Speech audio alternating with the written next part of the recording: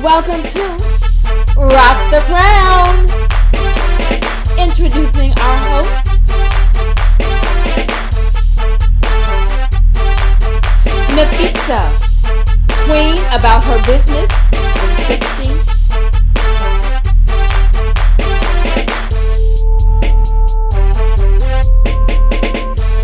Host Naima, queen get it done, and fitness guru.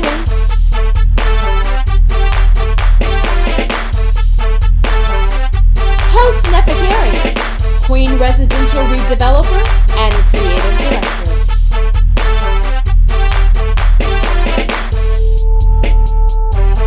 Host Daia, boss queen biz and youth motivator.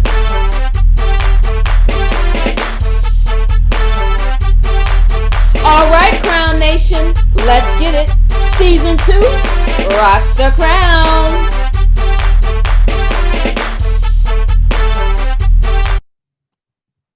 Hey, what's up, Crown Nation? Welcome to Rock the Crown. I am your host, Naima, today, along with my queen, Nefertari.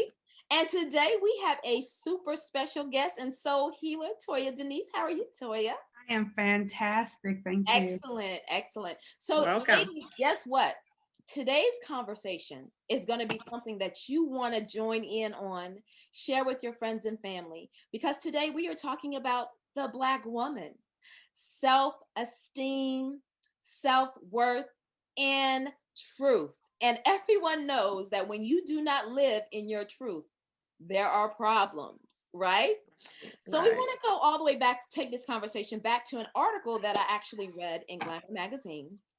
And the article was talking about Black women's self-esteem and how high it is, that Black women's self-esteem is over 50% higher than any other races, right?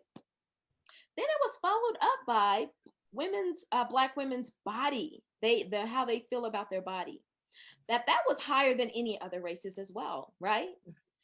But I wanted to have a deeper conversation because I was having a conversation with some of my friends and we were talking about, like, when you walk into a room full of Black women, what do you think is really happening? Mm-hmm. And yes, Black women come across as if they have this awesome level of self-esteem. They know that they're beautiful, but sometimes all of that is derived from the outward appearance, right? Mm-hmm. But really, we want to focus on the inward appearance of the Black woman, which means that we will be talking about self-esteem inwardly. So because of that, I know that I myself have had some challenges.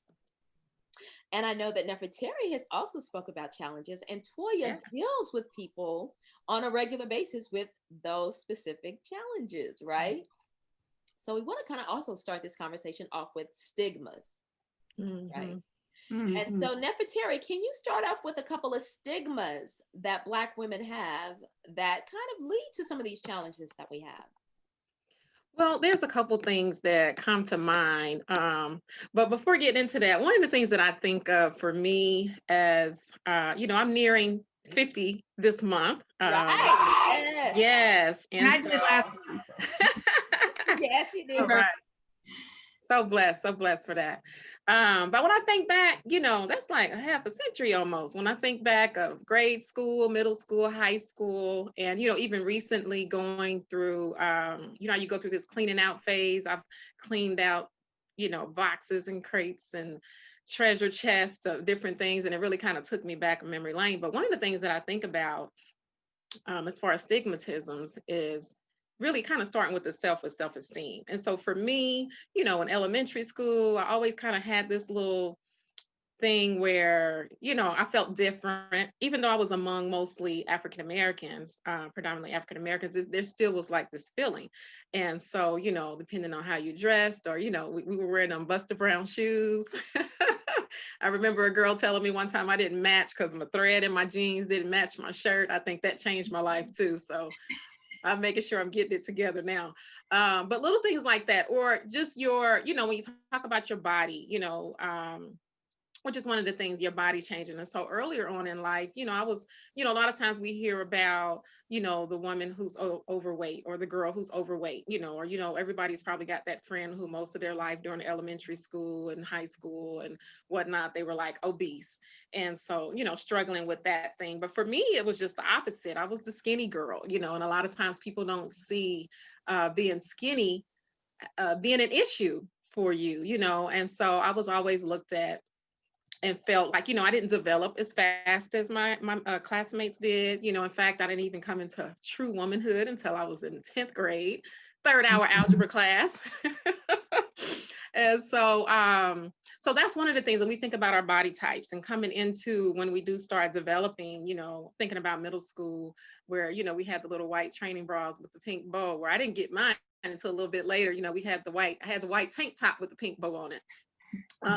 So that's one of the stigmatisms, thinking about the body type. And so as we do develop into womanhood, just being proud of who we are and being shapely like we are, sometimes, that has been looked at as a bad thing. But nowadays, what's happening is that people are, more and more of the nationalities are wanting to look like us, wanting to have fuller lips and fuller boobs and breast and behind and all of that. So it's and they're paying a lot of money to get it. Some people are kind of working out, but so that's one of the things, you think about body types. What do you guys think about that? Well, I think it's very interesting because I remember as a little girl feeling much like you did, except I was probably a little bit more voluptuous. I developed much earlier. Oh yeah. And I remember being compared to European standards. I wasn't the vision of beauty.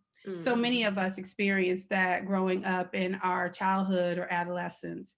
And I believe girls today. I mean, I have a daughter that just turned 18, and she's experiencing that in some ways because now, we have the Kardashian look, and we have, these other beauty standards that are not Yes. really, that are based upon us, but still are not our own. Mm-hmm. Um, and I remember, just I don't know, maybe 10 years ago or 20 years ago, they had that 60 Minutes episode talking about the baby doll and what was viewed as beautiful, and Mm-hmm. how the black girl on the TV show saw the black doll as not beautiful. Yeah. I think we have made major strides moving forward on what the beauty standards are. Rihanna with the Fenty line of makeup covering all shades and people accepting their melanin. Mm-hmm. And however, there are traumas associated with beauty and what that means in our families, what Yes. that means in our individual communities, and what that means internally with ourselves. There's still Black women getting injections Yeah, that's true. and feeling like, what they have, even though the beauty standard is based upon what we naturally have, is still not enough. Mm-hmm. And that not enoughness is not, it doesn't start externally, it starts internally. And so Mm-hmm. I think the dialogue around, what is it in you that feels like that's not beautiful, and where that came from, is an important question to ask. Okay. So, one of the stigmas that I think Black women have is this whole premise of independence. And I think that independence is all about, oh, you have to be an independent Black woman. And it's really, to me, predicated on being single. It's not predicated on independence in terms of you as an individual. It's predicated on, you are more powerful alone.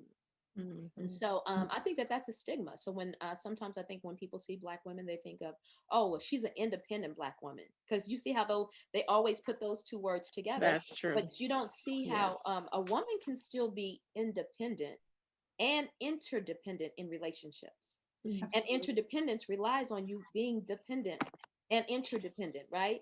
So it's kind of like that's a stigma I think that we have, but we have to learn how to kind of work within knowing that we're our own individual selves, but that we can still be inside of relationships Mm-hmm. and still have a sense of I'm independent, but not so much that it's stifling us as individuals. So that's one stigma I think we also have. Nephew, have another stigma? Yeah, what comes to mind is the hair. I've been a hairstylist for many, many years, and we've seen a lot of this in the news here lately. And the question for me is, why does a law have to be passed, for us to be able to wear our natural hair and it be okay? And because of that, there has been a lot of pressures over the years, especially, when you talk about the independent Black woman. A lot of times one of the descriptions of that independent Black woman is she is a career woman. She's, and so when she goes to work, there's this certain image that she has to have. Right. And oftentimes it's the straighter hair, is the, where you feel like you can't. Now, you know, we can have our natural hair and be well groomed and look good. By the way, Toya, I love your hair. You look so awesome. So I remember when I was 30 years old, I was kind of going, a lot of times we do things when we're going through some things in our life where we decide we want to cut all of our hair off. So I had cut all my hair off. And then that next week, I colored it. So I colored it this red color. And so my mom, I remember her asked me, said, "Are you going through a midlife crisis or what?"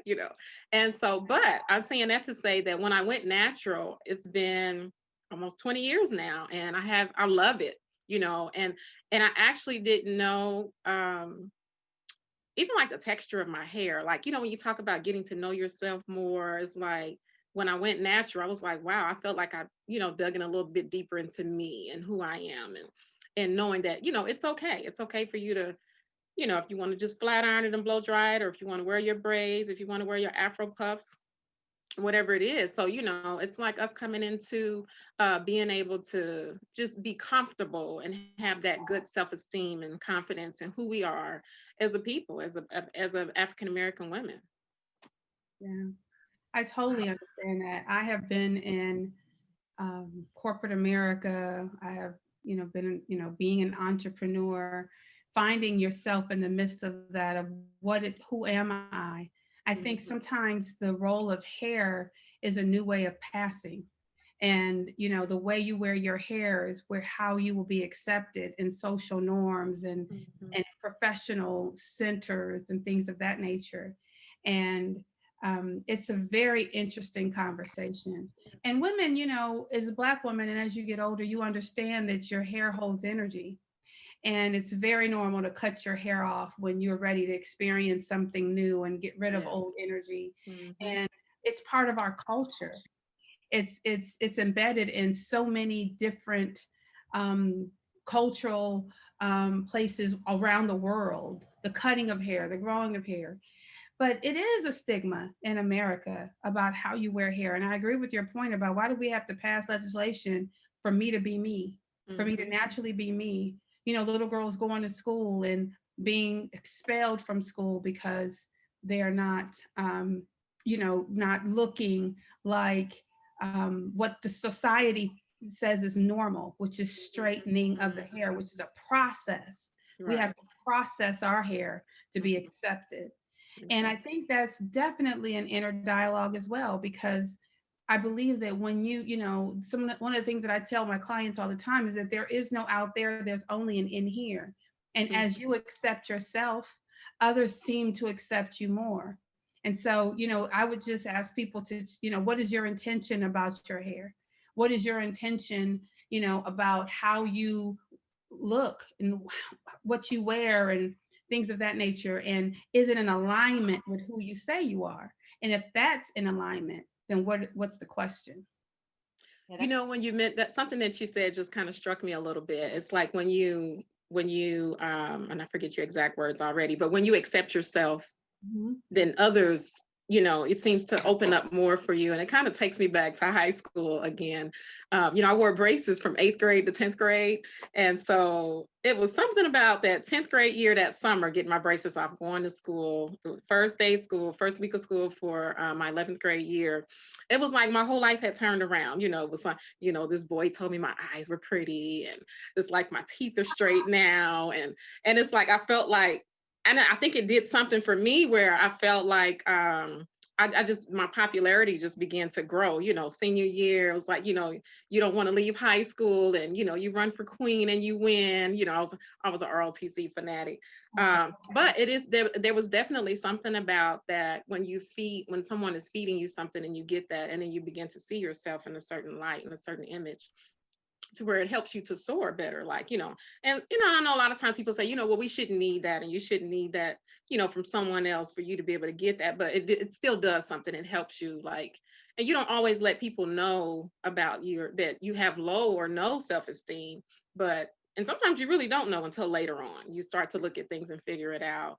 So, it does, it's not just the hair, it's our features, it's our, the body type, as we mentioned. It could be your teeth, it could be your lips, it could be whatever it is. Right.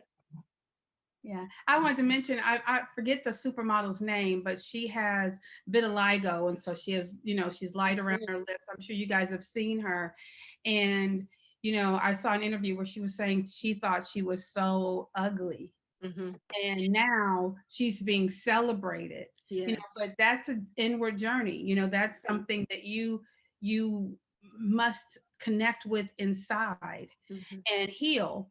Your own stigmas about yourself and the way you look. The whole dark skin, light skin conversation. Being South, we all know that was a big part of the culture at one point in time.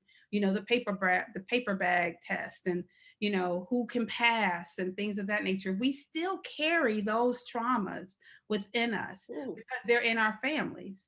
And until we heal those, we really can't, as a people, collectively heal our own stigmas about ourselves. And if we can't heal our stigmas about ourselves, how can we expect anyone else to heal their stigmas about how we present?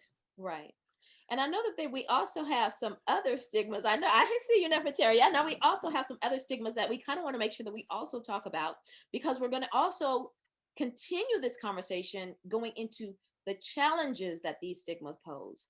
And so another stigma that I know that kind of surfaces for Black women is that Black women are not submissive. Like, what does that really mean, right? Not being able to be submissive. Like, it's almost as if I don't know where it came from, but like, oh, Black women don't really know how to submit to a man, or Black women really don't know how to be in relationships. That's a stigma for us. And then also thinking about Black women as, Black women are really only single mothers, right? Not that Black women are really mothers, right? It's always that term single that has to be placed in front of it. And so that, to me, is a stigma that we have to overcome. And then I'm going to kind of go into the next stigma, and then go into the challenges of that stigma, which is also the angry Black woman. So we see the angry Black woman stigma that we hear in the environment, and really it's like, oh, you know what, a Black woman is always mad, she's always doing this, that, and the other. And what all of these stigmas, the angry Black woman, the hair, the body type, how we feel about our skin, our independence, our not being submissive, our single mother syndrome, those are just a few of them, but all of those kind of go into and affect our relationships. And so let's now kind of talk about some of the challenges, whether we're going to talk about them all together or just talk about some of the challenges that we have with some of these stigmas, and that's kind of putting us where we're at today. So Nefertari, you want to talk about some of those challenges? Because I know you were ready. Oh yeah, that was on something else. But let me respond on that real quick. I was just thinking about, we talk about what was going on before, in the past, so to speak, and then what's going on now. One of the things that took me back just a couple of weeks ago, maybe 2 or 3 weeks ago, from my own son. He's 6 years old, and he ended up talking about the skin types. And so, I'm a much darker skin complexion than he is. And so he asked me, when he got older, was he going to be my color?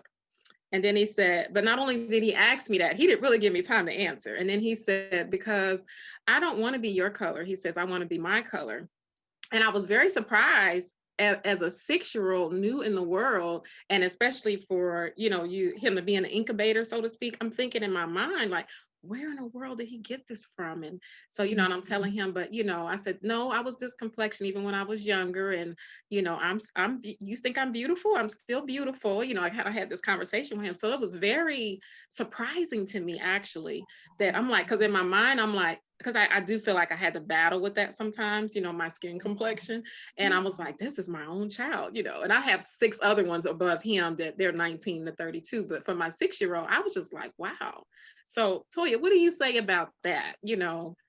For About the chunk, because I know you mentioned the test that they had on the dolls and the this and that from the 60 Minutes, but I mean, if you just take it, and the world is changing. And so the conversation today is a little bit different because kids are seeing more integrated pictures and videos on TV and this is true. things of nature, Mhm. but there's still a stigma of what is considered beautiful. I remember when my daughter was coming up and she was about your son's age, Mhm. she was told in her school that there was no black princesses and she couldn't be a princess for Halloween or whatever. They had a dress up day or whatever, a character in a book. And so I had to go pull out all my books of all the great queens and princesses of Africa and show her in her true glory, because we have to constantly shift the narrative of those around us.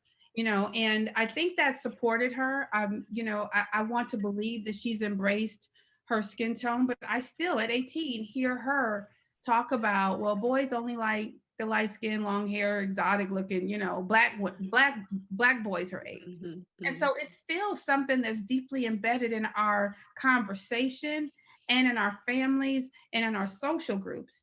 And it's something that we really need to, have conversations about on a broader level on how do we dig down deep and get rid of all of this icky stuff, because we as a people can create any color.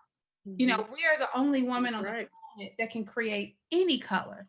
So I've we got that in my household, all the different shades. exactly. And so how can someone who can produce anything be deemed as less than?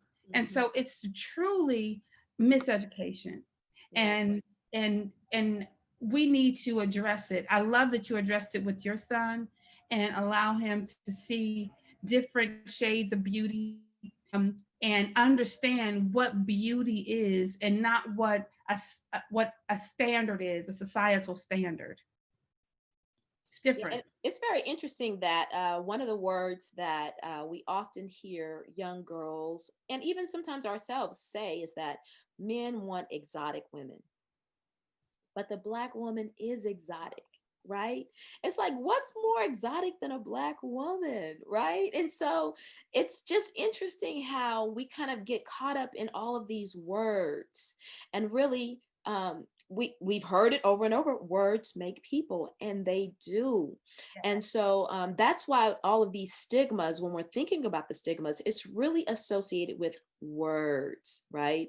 And then we live into these words, and it's oftentimes not living in our truth.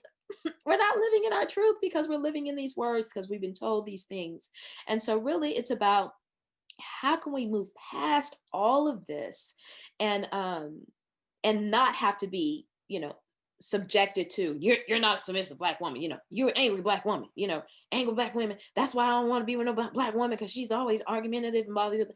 But no one we kind of need to change the narrative where we see it from a more positive light, right?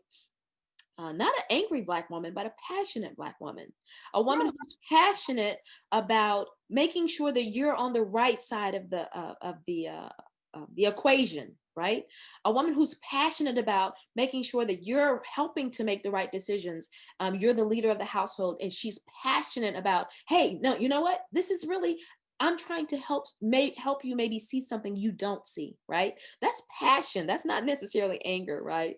A woman who's passionate about making sure that her children are making the better decisions. And although it comes across a little bit different the way that we express it, if we see it more as passion than anger, I think that it'll also help us to be able to share that type of narrative, right? And then thinking about like all of the physical aspects, right? And this starts when we're younger. Like, um, as you're combing your young daughter's hair, like saying beautiful things, beautiful affirmations as she's getting her hair done. I know that when I was younger, my mother used to braid my hair a lot. And I don't really like my hair to be braided right now. as I'm older. Never Terry knows that about me, right? Ponytails. I just want, right. And I had some really, really bad experiences with hair. And so me as a, almost 50-year-old Black woman, I have hair trauma, right? So when I was in middle school, in high school, they called me Pippi Longstocking. I was still wearing ponytails. My mother felt like, as a ninth grader, that I wasn't mature enough to wear my hair down. I was one of the only people in ponytails. I was like, this is so embarrassing. And I had the yarn in the ponytails. And so I remember this one guy had walked up to me. He was like, man, you look like Raggedy Ann. And I mean, you talking about traumatized. I was so traumatized as a young woman, just feeling beautiful ever. Like, yeah, that kind of whole thing. But I think that there are some things that we kind of have to put in place for ourselves and for our younger women, so that when they get our age, they're not going through all of this trauma. Right. What do you think, Toya? I was thinking of something that you said about just this angry Black woman. And it's something that I've been talking, with a couple of my clients about, is how can we as Black women embody more joy and change that narrative even within ourselves? Because we don't talk about our joy. We don't discuss our happiness and our joy as a people. We discuss a lot of pain, and endured a lot of pain because we've gone through a lot as a people, and as women, as Black women, we've endured a lot. And so, I'm starting to have that conversation with my daughter more about, tell me about your joy, just joyful moments. What was the most joyful thing that happened today? Because sometimes we train ourselves to have certain conversations. We train ourselves to repeat the narratives that are spoken back to us. I remember the fist bump with Michelle Obama, and how that was in some negative light. And we as a people know that had nothing to do with the conversation that was created. And so, we have to be careful ourselves and understanding what, am I really angry? And if I'm angry, am I joyful as well? What is the balance? And really having that conversation with ourselves and with our loved ones. And I know, I was going to say, I was thinking about our Vice President-elect Kamala Harris when she did her debate. And we had a conversation with my family, and I said, I think she really held a good position. She was very patient. She did. And I was saying that she shouldn't have to, but I felt like, as a Black woman, that she had to kind of tread lightly, be careful what she says, how she says it, and not come across very aggressive or look like she's angry about something anywhere in that conversation. And so that kind of goes back to the stigmatism of the angry Black woman, and being able to have to balance that. Not everybody has to do that. Oh my God.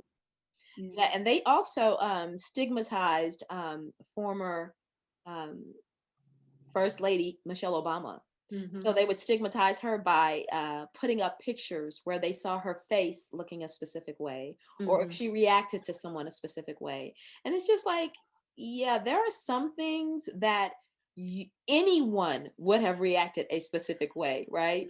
And to put the stigmatism that, oh, she's an angry Black woman. No, she is a human being that is reacting. And then also thinking about, I know, Toya, we talked about this in some of the class, some of the trauma classes, and in a heart healing class that we had before, about anger and the vibration that anger holds, right? And really, people forget or don't know that anger can be moved, right? Anger is a movement, and it can either be moved up to a higher vibration or be moved down to a lower vibration.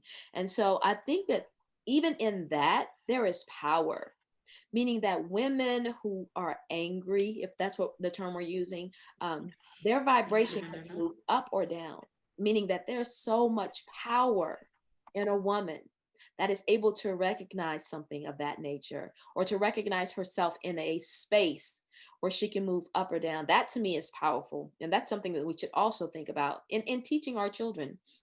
And remembering that anger is always the second response to an action. So dealing with the first response and being truthful with how you're feeling with the initial response of whatever it is, I think that will also help us to move past this stigmatism.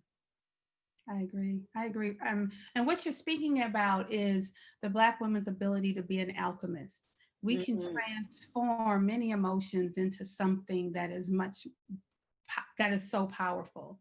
That's where we get our healing abilities. That's how we heal each other, because we transform those emotions into love or into compassion or into forgiveness. And people only talk about the initial emotion. Yes, there's been anger. There's a lot of reasons to have been angry in this country as a Black woman, but we have still raised sons and daughters that have been the most beautiful leaders and business owners and parents and educators. And so we are not just rooted in that, we transform it. So now let's kind of go into the conversation of how can we move past all of this trauma, move past these stigmatism. I think we kind of talked about it a little bit more, but I think let's try to go in depth just a little bit about moving past all of these things and how we can show up better for our lifestyle, better for our relationships, better for us as all in all of our roles and all of our exudings of who we are as women, Black women. Well, I'll go first. I mean, because it's something that I deal with on almost a daily basis, is supporting people in healing their childhood traumas. We all have a core programming from our family and from our ancestors, because normally our mothers and fathers have programming from their mothers and fathers, and they have programming from their mothers and fathers. And unpacking that can lead to great depths of joy and happiness, because we no longer are binded to the ideas that don't serve us anymore. And so I'm a big advocate for inner child work, doing your work, getting to the root of a lot of your pain and understanding where it came from and how it's impacting you and how you can transform it and what it takes to transform it. So I think that's how I believe the trauma can really be transformed as us as a people. So yeah. So Toya, I think another question is, we've also had this conversation about how, sometimes people will hear, oh, everybody doesn't have childhood trauma. I hear that from people, right? And Mhm. it's almost as if it's a defense mechanism. Like you're not gonna tell me that I have trauma. No, I don't. And Right. then another thing that's associated with that is that people they don't want to heal the trauma. So how can we get people to acknowledge that they have some form of trauma, because everyone does, because it still goes all the way back to slavery, Right. even Or though people don't ignorance. want to admit to it, right? They don't want to admit to it, but it's Some always of it is, okay. Go ahead. I No. was going to say, some of it could be not admitting, and some of it could be them not having the knowledge that they do have that internal thing going on, and sometimes needing help, because sometimes it could be an event or a thing that happened that may pull it out of Mhm. them, and then they can get some attention there. Yeah. So how can we get people to recognize that? If we Well, can I do mean, that it's real just quick. patterns in their life. What patterns are you continuing that aren't serving you? What ideas are you holding on to that aren't serving you? I believe that racism is childhood trauma. It's something that was ingrained in you as a child. It's a belief that you bought into, that you accepted, as a child, that you believed was true, and you move forward in that idea. And we do that to even ourselves. And so a lot of times, I'll have people say, well, I don't think I have childhood trauma. And I say, okay, so what are some of the things that you're continuing to do with it that, that aren't working for you? Why aren't they working from you? I just had a client recently who kind of felt like, well, I had a great childhood. but he was a stickler with the budget, and is constantly looking at his money, and is constantly looking at and I was like, so what's happening there? Well, I don't my dad wasn't the greatest at budgeting. I was like, so what decision did you make as a child that made you want to be different? That's trauma. It does not have to be abuse. It does not have to be, physical abuse, sexual abuse, abandonment. It has to do with you experiencing something that made you want to create an alternate path that impacted you deeply. And so you're living from that space instead of your authentic space. You're living from a place of fear instead of living from a place of love and who do I really want to be. So yeah. That love part right there, honey. So we know that this is going to be our final little statement, and or we want to kind of get something from everybody, but our final thing is that we know that Black women are really ruling the world right now. And we know that they are affecting women all across the globe. So what can we continue to instill in ourselves? What power can we continue to instill in ourselves to continue to effectuate not only change, but movement in the world to make this world heal more? What can we do? Accept. I think it's about acceptance. And I think that the more that we accept ourselves and we accept other people and we teach people how to accept us and how we accept ourselves, how we accept our hair, how we accept our skin, how we accept our emotions and how they show up in the world. And the more that we do our work and heal our own traumas and accept ourselves, we can accept other people. Good. Yes, that's juicy. I love that part. Neff, do you have anything to add to how can we, um, you know, continue to make changes and affect the world? And do you have any finishing thoughts on anything that you have experienced as a Black woman? Well, I think that one of the most powerful words you just used is acceptance. Being able to just accept who we are, where we are. You've heard that expression too, God's not done with me yet. So even if you're in a place where you don't necessarily feel good about exactly where you are, looking back to see where you came from, and then knowing that you have these goals and vision and a mission in mind for where you're going as far as the future. And I think that, like, for me today, my um, encouragement from my own self and my self-esteem, like, I am proud to be a Black woman. I'm proud to be a Muslim Black woman, and I just, I know this is what God chose for me, but I just can't see any other way. So I'm just like, I'm so thankful and I'm so blessed. And so I think with us being able to channel in on our own beauty and our own knowledge and our smarts and what it is that we have to give to the world, one of the, I talked about a boy telling me my eyes was beautiful, but I had a father who always encouraged me and let me know how beautiful I was. My husband now, sometimes when we finish prayer, he does this thing where he kisses me on my face. And it reminds me of my dad, because he used to kiss me here and here and here and here. And he go, I'm not done yet. And here and here and here. And that was one of those things of him being able to just let me know how beautiful you are. And, a lot of times when we look at young girls, a lot of times when they don't have that a lot of times they go out to look for that in places that aren't necessarily good for them.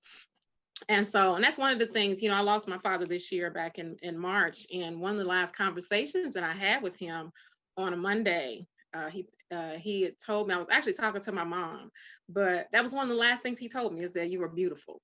And so that's one of the things that I have to hold on to. So just knowing that, being kind, know that you're beautiful. We have loving spirits, don't let anybody tell you about how angry you are or what you can't, we all have emotions and feelings and things. And then just education, getting your education, that's something that nobody can take from you, your knowledge base. So that's really my takeaway. It's just, being confident with who you are, building your self-esteem, connecting with someone who can help you in building that when you feel like you're not strong enough to do it yourself. As Toya mentioned, she, talks to a lot of people and helps a lot of people. So sometimes we can get looked at in a way where, if we need that counsel or that help, like it's not a good thing, but it's something that empowers you. So I encourage that as well. Excellent. Excellent. Okay, Toya, you have any final words? And then I'm going to summon up your plans for the future. I mean, just, repeating what we just said, self-acceptance, self-love, and really being able to embody the spirit of the divine, and allowing us to live from that space. And we as Black women naturally do that, and not shying away from it, not shying away from being passionate about our families, not shying away from loving our hips and our curves or our flat stomachs or big stomachs or whatever we have, and its unique beauty and its voluptuousness or its straightness or whatever it is, accepting and loving ourselves, and we will see the people around us and even our society accept and love it too. That's right. Excellent. And so one last final statement I want to make before we go out, and I think that everyone should wake up in the morning and maybe continue to think about this, or if you've never thought about it before, just saying to yourself, I am enough. That was actually my statement that I made in January earlier this year. That was my word for the year, I am enough. And that means in any way, whether I am enough for myself, I am enough, or I've had enough, right? So just enough for me for 2020 has really taken has made a voice for me. Yes. And I encourage everyone to think about themselves as having enough, being enough, and just using the word enough to get them to a higher vibration. And with that being said, we want to encourage everyone, if you feel like, hey, I'm stuck, I think I need to maybe move myself, because right, we get to this place where we feel this spiritual awakening and we need to move ourselves. Well, we're encouraging everyone to go out and buy this book. It's called The Body Keeps the Score. And so this book is about brain, mind, and body in the healing of trauma. And so for those who do not know, Toya is a childhood trauma instructor, or healer, as I would say. And so she's actually going to be getting this book. We're going to be also getting the workbook for this book. And she is at the top of the year going to be doing a 6-week course where people can actually go through the workbook, get the work that needs to be done, get that healing. Because I personally went through childhood trauma. What was it, 4 or 5 months with you, Toya? This year. It just so happened, during the COVID, I was just like, this is exactly what I needed, the silence and everything, but to still go through all this. And then afterwards, what I was saying to her is like, I've recognized a lot of things about myself, kind of made a lot of changes, but then I would be sitting or seeing something or hearing something, and I literally can feel my body having that anxiety.